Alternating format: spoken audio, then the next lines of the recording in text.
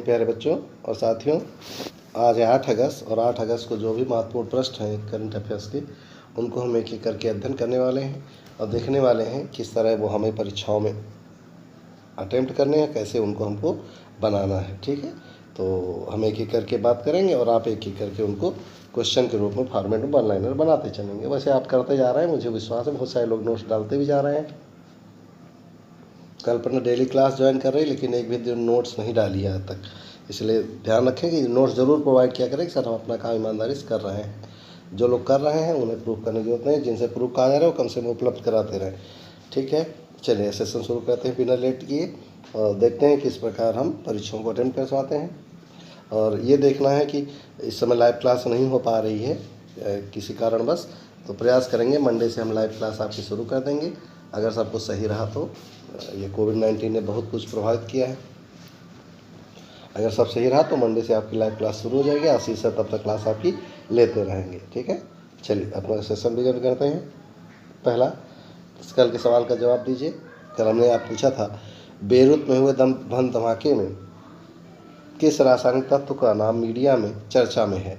तो हमने ऑप्शन दिए थे सिल्वर नाइट्रेट, अमोनियम नाइट्रेट, ट्राइनाइट्रोटोलुइन, ट्राइनाइट्रोग्लिसरीन, और इसका जवाब होगा अमोनियम नाइट्रेट। इसका उपयोग होता है यूरिया बनाने में या उर्वरक बनाने में, और ये बेरूत में रखा था पिछले 7-8 वर्षों से। रूस से लाया गया था ये, और वहाँ पर काफ़ी समय से रिजर्व था। किसी बिना सुरक्षा कारणों से वहाँ रखा होने के कारण कहते हैं वहाँ बिल्डिंग का काम हो रहा था, उसी चिंगारी से इतना भयावह विस्फोट हुआ। वैसे भी लेबनान के बारे में आपको बता दें कि लेबनान वैसे भूखमरी की कगार पर खड़ा एक देश था, और उसी के बगल में उनका खाद्य संग्रह का गोदाम था। 85% खाद्य आपूर्ति वहीं से होती थी, और वो विस्फोट में समाप्त हो चुका है। तो लेबनान के लिए दुआ करें कि वहाँ सब अच्छा हो जाए, और जो हो सकता है भारत देश उसके लिए प्रयास करेगा। तो जवाब होगा अमोनियम नाइट्रेट। चलिए आज का सेशन पहचाने कौन कौन है। एक को तो पहचान जाएंगे, दूसरे को नहीं पहचान पाएंगे, वीडियो बना है।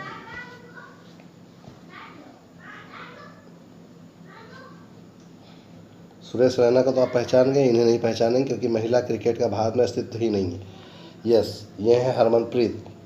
स्पोर्ट प्लेटफॉर्म WTF, जो कि बहुत बड़ा एक ब्रांड है स्पोर्ट का, ने 2 क्रिकेटरों हरमनप्रीत कौर और सुरेश रैना को अपना ब्रांड एम्बेसडर नियुक्त किया है। साथ ही रैना इसके स्ट्रेटजिक पार्टनर के रूप में ब्रांड से जुड़े रहे हैं। यह घोषणा एक वेब सम्मेलन के माध्यम से की गई। कुल मिला के ये कहा जाए कि अब ये दोनों लोग WTF स्पोर्ट्स के ब्रांड एम्बेसडर होंगे, है ना। अगला, नेशनल हैंडलूम डे 7 अगस्त। यस, भारत भर में हर साल 7 अगस्त को राष्ट्रीय हथकरघा दिवस अर्थात राष्ट्रीय हैंडलूम दिवस मनाया जाता है। यह दिन देश में हथकरघा बुनकरों को सम्मानित और हथकरघा उद्योग को उजागर करने के लिए मनाया जाता है। यह दिवस देश के सामाजिक आर्थिक विकास में हथकरघा के योगदान पर प्रकाश डालता है और बुनकरों की आय में वृद्धि करने को प्रोत्साहित करता है। चलिए, टिकटॉक विदाई कराई ना आपने। यस, संयुक्त राज्य अमेरिका संसद ने एक मत से सरकारी उपकरणों पर चीनी स्वामित्व वाले वीडियो शेयरिंग ऐप टिकटॉक पर बैन लगाने वाला एक विधेयक पास किया। सोचे, भारत ही नहीं USA ने भी टिकटॉक पर रोक लगाया, एक विधेयक पास किया। यह विधेयक अब सीधा राष्ट्रपति डोनाल्ड ट्रंप के पास हस्ताक्षर के लिए भेजा जाएगा, जिसके बाद यह कानून में बदल जाएगा, जो कि सभी कर्मचारियों को टिकटॉक के डाउनलोड अथवा इस्तेमाल करने पर पाबंदी लगा देता है। टिकटॉक को बाइट डांस कंपनी द्वारा विकसित किया गया। नोट कर लीजिएगा, बाइट डांस कंपनी टिकटॉक को चलाती थी। टिकटॉक की शुरुआत हुई थी 2012 में, और इसके संस्थापक हैं झांग इमिंग। क्या है? झांग इमिंग। चलिए, इनको आप अच्छे से पहचानते हैं भैया, गिरीश चंद्र मुर्मू, है ना, बहुत अच्छे व्यक्तित्व। जम्मू कश्मीर के पूर्व उपराज्यपाल गिरीश चंद्र मुर्मू को भारत का नया नियंत्रक और महालेखा परीक्षक दैट इज कैग नियुक्त किया गया है। वह भारत के 14वें CAG होंगे। नोट करिएगा, किस क्रम के? 14वें CAG होंगे, कंट्रोलर एंड ऑडिटर जनरल।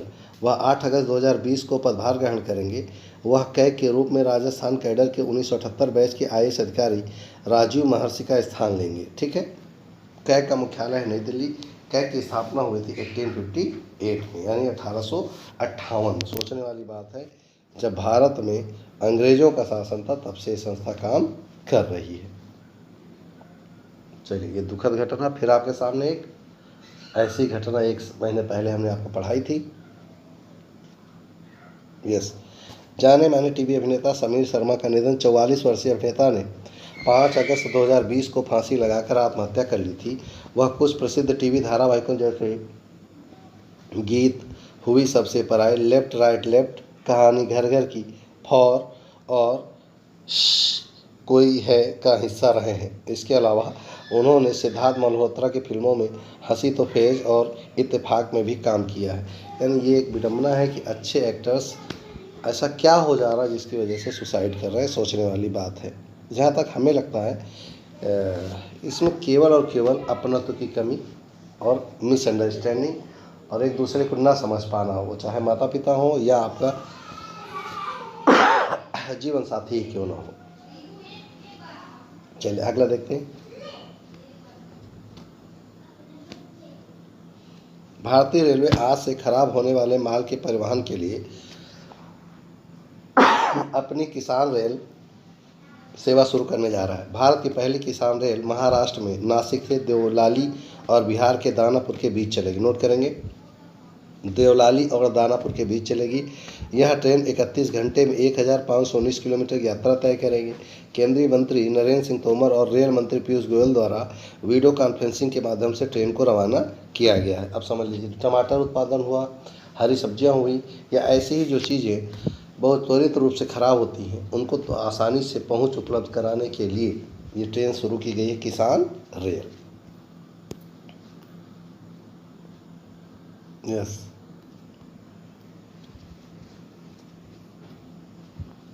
शिक्षाविद प्रोफेसर प्रदीप कुमार जोशी को संघ लोक सेवा आयोग का नया अध्यक्ष नियुक्त किया गया है। वह अरविंद सक्सेना का स्थान लेंगे, जो यूपीएससी अध्यक्ष के रूप में अपना कार्यकाल पूरा कर चुके हैं। जोशी, जो छत्तीसगढ़ और मध्य प्रदेश लोक सेवा आयोग दोनों के अध्यक्ष हैं, मई 2015 में यूपीएससी में सदस्य के तौर पर शामिल हुए थे और यूपीएससी के अध्यक्ष के रूप में उनका कार्यकाल 12 मई 2021 तक रहेगा। यूपीएससी का मुख्यालय कहाँ है? नई दिल्ली। यूपीएससी का स्थापना हुई थी 1 अक्टूबर 1926। आपने रिजल्ट देखा होगा, रिजल्ट अप्रत्याशित था। ऐसे ऐसे लोग सिलेक्ट हुए जो अनएक्सपेक्टेड थे और ऐसे लोग भी सिलेक्ट हुए जो अनएक्सपेक्टेड हैं। कुल मिला के हमें ये देखना होगा कि यूपीएससी क्या रिक्वायर कर रहा है और हमें क्या चाहिए। और यही चीज़ हम आपको हमेशा समझाते रहते हैं कि इसमें आप कई लोग देखेंगे, कोई टीचर था, कोई जॉब कर रहा था, कोई छोटे प्लेटफॉर्म पे था, किसी ने 4-4 वर्ष फ़ोन को हाथ नहीं लगाया। बहुत सारे लोगों ने अपनी अपनी बातें कहीं, शायद सोशल मीडिया पे आप बहुत कुछ देख रहे हो।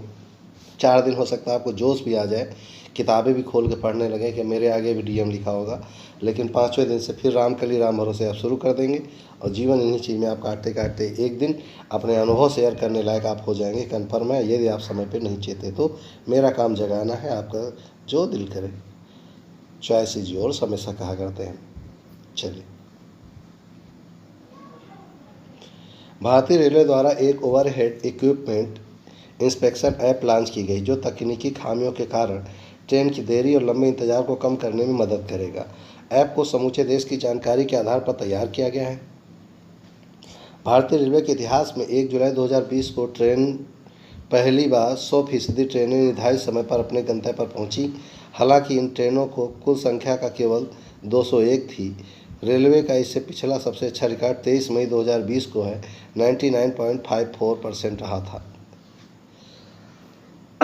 अरे भैया, ट्रेनें ही नहीं चल रही तो आप चाहे जब पहुंचा लीजिए, क्या बात है। रेल मंत्री पीयूष गोयल हैं, रेलवे बोर्ड के अध्यक्ष हैं बीके यादव। ये था हमारा सेशन। आज हम कुछ आपके लिए लेकर आए हैं कुछ अच्छी अच्छी चीज़ें जो आपके लिए बहुत महत्वपूर्ण है। ठीक, ये EWS आरक्षण और 103वां संविधान संशोधन हम लेकर आए हैं। कई लोग पूछ रहे थे, सर जो सवर्णों को आरक्षण मिल रहा है ये उचित है कि अनुचित है, किस अनुच्छेद के तहत है, कहाँ संशोधन हुआ, इसको आज नोट कर लीजिएगा। मोस्टली परीक्षाओं में आपको पेपर पूछा जाएगा। ठीक, तो EWS आरक्षण है क्या है? वर्ष 2019 में 13वें संविधान संशोधन के माध्यम से भारतीय संविधान के अनुच्छेद 15, जिसमें धर्म, वंश, लिंग, जाति और जन्म स्थान के आधार पर, और अनुच्छेद 16 में संशोधन किया गया। संशोधन के माध्यम से भारतीय संविधान में अनुच्छेद 15(6), अभी तक हम 15(5) तक आपको पढ़ाते रहे, अनुच्छेद 16(6), अभी तक अनुच्छेद 16(1)(4) हम पढ़ाते थे जिसमें आरक्षण था। 16(6) सम्मिलित किया गया ताकि अनारक्षित वर्ग के भी आर्थिक रूप से पिछड़े लोगों को आरक्षण का लाभ प्रदान किया जा सके। संविधान का अनुच्छेद 15(6) राज्य को खंड 4 और खंड 5 में उल्लिखित लोगों को छोड़कर देश के सभी, अब खंड 4 और खंड 5 में कौन है, जो पहले से ही लाभ प्राप्त कर रहे हैं। आर्थिक रूप से कमजोर वर्गों के लोगों की उन्नति के लिए विशेष प्रावधान बनाने और शिक्षण संस्थानों, अनुदानित और गैर अनुदानित यानी एडेड और ग्रांट एडेड, नॉन ग्रांट, उनके प्रवेश हेतु एक विशेष प्रावधान बनाने का अधिकार देता है। हालांकि इसमें संविधान के अनुच्छेद 30 के खंड 1 में संदर्भित अल्पसंख्यक संस्थानों को शामिल नहीं किया गया। यानी अगर कोई माइनॉरिटी स्कूल है तो वहाँ पर ये नियम लागू नहीं होगा। अब उसके लिए भी एक बेसिक बनाया गया कि पहले से ही जब उसे अल्पसंख्यक कह ही रहे हो तो उसमें नया जोड़ने की आवश्यकता क्या है। यही कारण है कि अल्पसंख्यक में आप नहीं मिलेगा, 10% की छूट होती है।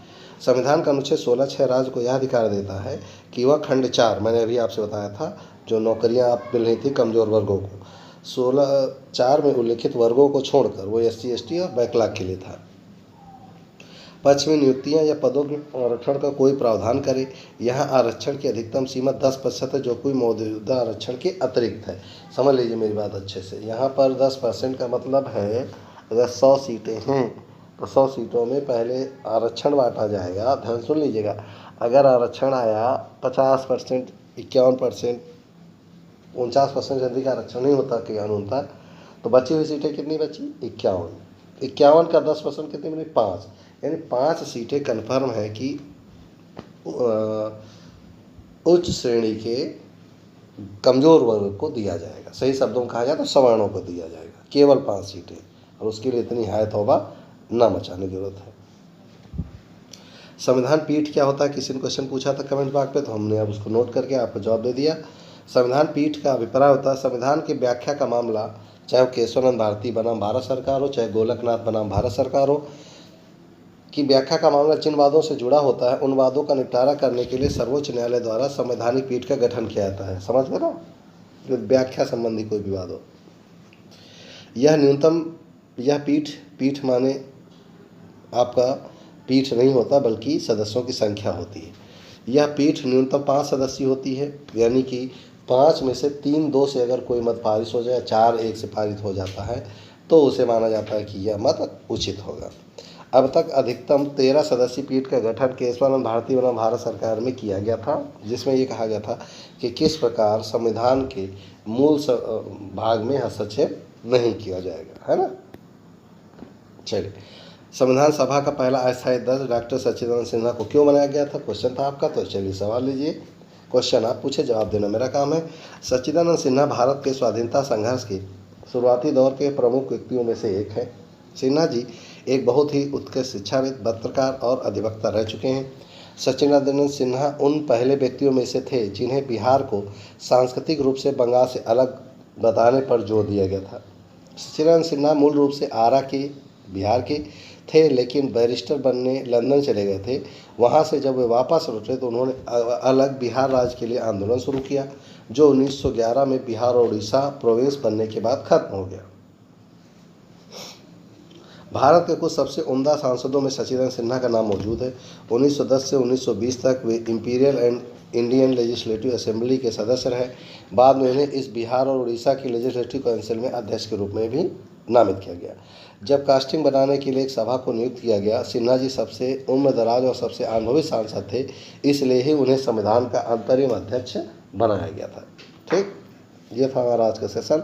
चलिए आज के लिए अभ्यास का प्रश्न जल्दी जवाब देंगे। हाल ही में एयर इंडिया का आज ही जब मैं आपको पढ़ा रहा हूँ, आज की रात में, हाल ही में एयर इंडिया का विमान किस राज्य के हवाई अड्डे पर बड़ी दुर्घटना से बचा। 196 पर्सन उस पर थे। दीवार तोड़कर वो प्लेन क्रैश करने की स्थिति में था, लेकिन फायर ब्रिगेड ने उस प्लेन पे बहुत कम नुकसान होने से रोक लिया कि नुकसान न होने पाए, और उसकी मात्रा बहुत घटा दी। ठीक है, आपको जवाब देना वो घटना किस राज्य में हुई। केरल, तमिलनाडु, नई दिल्ली, पंजाब। इतना लेटेस्ट आपको रहना होगा। तभी आप अपने आप को इम्प्रूव कर पाएंगे। ठीक है, ये था आज का हमारा सेशन। उम्मीद है आपको अच्छा लगेगा, उम्मीद है आप इसे तैयार कर लेंगे। ज़्यादा से ज़्यादा कमेंट बॉक्स में सवाल पूछे, ज़्यादा से ज़्यादा लिखें, ताकि हम अपनी डायरी मेंटेन कर लें, आने वाले बच्चों को हम अच्छा से अच्छा उपलब्ध करा सकें। ठीक है, आज के लिए फ़िलहाल इतना ही। उम्मीद है आप अच्छे से इसे तैयार किए होंगे। मिलते हैं नेक्स्ट वीडियो में नए उम्मीद के साथ, नए जोश के साथ। फिलहाल जय हिंद।